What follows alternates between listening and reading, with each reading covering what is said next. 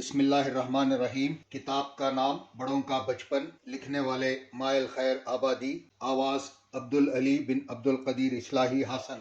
امام ابو یوسف رحمۃ اللہ علیہ کا بچپن۔ اگر آپ کسی پڑھے لکھے مسلمان سے پوچھیں کہ بڑے بڑے امام کون کون ہیں تو وہ 4 اماموں کے نام لے گا: حضرت امام ابو حنیفہ رحمۃ اللہ علیہ، حضرت امام مالک رحمۃ اللہ علیہ، حضرت امام شافعی رحمۃ اللہ علیہ، حضرت امام احمد بن حنبل رحمۃ اللہ علیہ۔ ان چاروں اماموں میں حضرت امام ابو حنیفہ رحمۃ اللہ علیہ کو امام اعظم بھی کہا جاتا ہے۔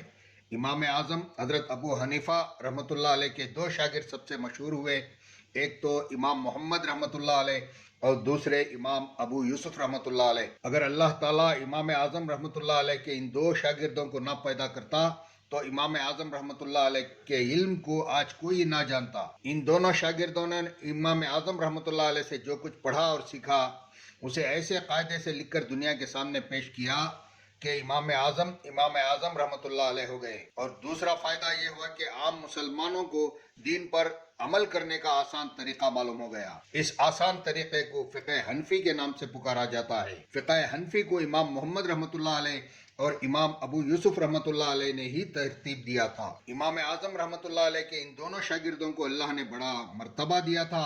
ان میں حضرت ابو یوسف رحمۃ اللہ علیہ کے علم کی دھوم اس وقت کے بادشاہ ہارون رشید نے سنی تو اس نے انہیں اپنے ملک کا سب سے بڑا قاضی، چیف جسٹس بنا دیا۔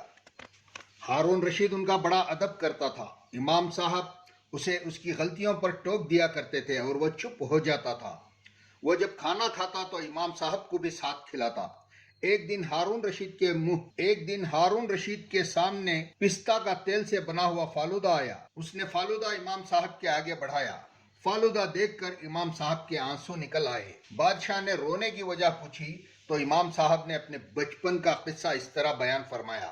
آپ نے کہا، کوفہ شہر میں ایک بوڑھا آدمی رہتا تھا، اس کا نام ابراہیم تھا۔ بوڑھا ابراہیم محنت مزدوری کرتا، بڑھاپے کی وجہ سے مزدوری کم ملتی، اس کی بیوی سود کاٹ کاٹ کر کچھ کماتی۔ ان دونوں کی کمائی اتنی نہ ہوتی کہ گھر والے پیٹ بھر کر کھانا کھا سکتے۔ بیچاروں کی یہ حالت تھی کہ صبح کو مل گیا تو شام کو بھوکے سو رہے، اور اگر شام کو کھا لیا تو صبح بھوکے ہی مزدوری کو چلے گئے۔ اس بوڑھے ابراہیم کا ایک لڑکا تھا، لڑکے کا نام یعقوب تھا۔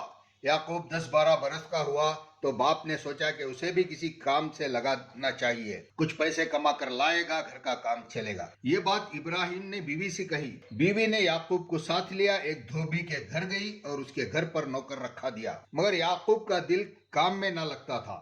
اسے علم کا بڑا شوق تھا۔ وہ چاہتا تھا کہ نبی صلی اللہ علیہ وسلم نے دنیا والوں کو جو تعلیم دی ہے اسے جانے۔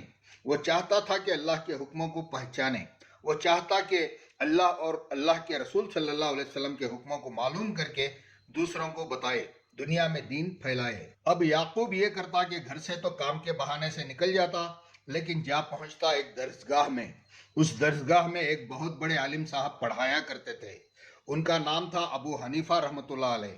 ابو حنیفہ رحمۃ اللہ علیہ اپنے وقت کے سب سے بڑے عالم تھے۔ اپنی دھن کا پکا یعقوب حضرت امام ابو حنیفہ رحمۃ اللہ علیہ سے سبق لیتا رہا۔ اس طرح 1 مہینہ ہو گیا۔ مہینے کے بعد ماں باپ نے بیٹے سے کہا کہ اس مہینے کی تنخواہ لائے۔ یعقوب تنخواہ کہاں سے لاتا؟ وہ دھوبی کے یہاں کام کرنے گیا ہو تو تنخواہ لائے۔ ماں باپ نے بار بار پوچھا تو پتا چلا کہ بیٹا امام ابو حنیفہ رحمۃ اللہ علیہ کی درسگاہ میں پڑھنے جاتا ہے۔ یہ جان کر ماں بہت خفا ہوئی، لڑکے کو لے کر درسگاہ پہنچی، امام ابو حنیفہ رحمۃ اللہ علیہ کے پاس گئی اور بولی، حضرت یہ میرا لڑکا ہے، میں سود کاٹ کاٹ کر کماتی اور اسے پالتی ہوں۔ اسے میں نے کمائی کرنے کے لیے ایک دھوبی کے گھر نوکر رکھا دیا تھا، لیکن یہ آپ کے پاس چلا آتا ہے۔ یہ پڑھ لکھ کر کیا کرے گا؟ اسے سمجھائیے، یہ کوئی دھندا کرے جس سے روزی چلے۔ یہ سن کر حضرت امام ابو حنیفہ رحمۃ اللہ علیہ مسکرائے اور فرمایا، اس لڑکے کو میرے پاس ہی چھوڑ جا، تو اسے روکھی سوکھی روٹی کھلانا چاہتی ہے اور یہ پستے کے تیل کا بنا ہوا فالودہ کھانا چاہتا ہے۔ ابو حنیفہ رحمۃ اللہ علیہ کے کہنے کا مطلب تو یہ تھا کہ تو اسے چھوٹا آدمی رکھ کر چھوٹی چھوٹی کمائی کرا کر چھوٹے کام لینا چاہتی ہے، اور یہ بڑا آدمی بن کر بڑے بڑے کام کرنا چاہتا ہے۔ لیکن بوڑھی عورت کچھ نہ سمجھی، اسے بڑا غصہ آیا، بڑبڑاتی چلی گئی کہ اس بڈھے کی بھی مت ماری گئی ہے۔ بڑھیا چلی گئی تو امام اعظم رحمۃ اللہ علیہ نے اس کے گھر کا پورا خرچ اپنے ذمہ لے لیا۔ امام صاحب رحمۃ اللہ علیہ کے کاروبار میں اللہ نے بڑی برکت دی تھی. وہ ایک بڑی رقم یعقوب کے ماں باپ کو دینے لگے اور میاں یعقوب اب اطمینان سے پڑھنے لگے. میاں یعقوب بڑی محنت سے پڑھتے. حضرت امام اعظم رحمۃ اللہ علیہ نے بھی انہیں بڑی محنت سے پڑھایا. نتیجہ یہ ہوا کہ میاں یعقوب بھی بہت بڑے عالم ہو گئے. حضرت امام اعظم رحمۃ اللہ علیہ ان پر بھروسہ کرنے لگے. اس کے بعد حضرت نے وہ درسگاہ اور اپنی ساری کتابیں جن شاگردوں کو سونپی ان میں سے ایک یہی میاں یعقوب تھے جو آگے چل کر ابو یوسف کے نام سے مشہور ہوئے. اور وہی ابو یوسف رحمۃ اللہ علیہ اس وقت آپ کے ساتھ کھانے میں شریک ہیں جن کے آگے آپ نے پستے کے تیل سے بنا ہوا فالودہ بڑھا دیا. اے بادشاہ، اس وقت مجھے امام اعظم رحمۃ اللہ علیہ کے وہ لفظ یاد آ رہے ہیں جو انہوں نے میری ماں سے کہے تھے. آج میں نے اپنی آنکھوں سے دسترخوان پر پستے کے تیل سے بنا ہوا فالودہ پا لیا. اللہ کی رحمت ہو امام اعظم رحمۃ اللہ علیہ پر. کتنی سچی بات نکلی ان کی. امام ابو یوسف رحمۃ اللہ علیہ یہ کہانی سنا کر چپ ہو گئے. ہارون رشید بہت خوش ہوا اور جس نے یہ کہانی سنی وہ بھی بہت خوش ہوا. اللہ تعالی ہمیں بھی علم کا ایسا ہی شوق عطا فرمائے.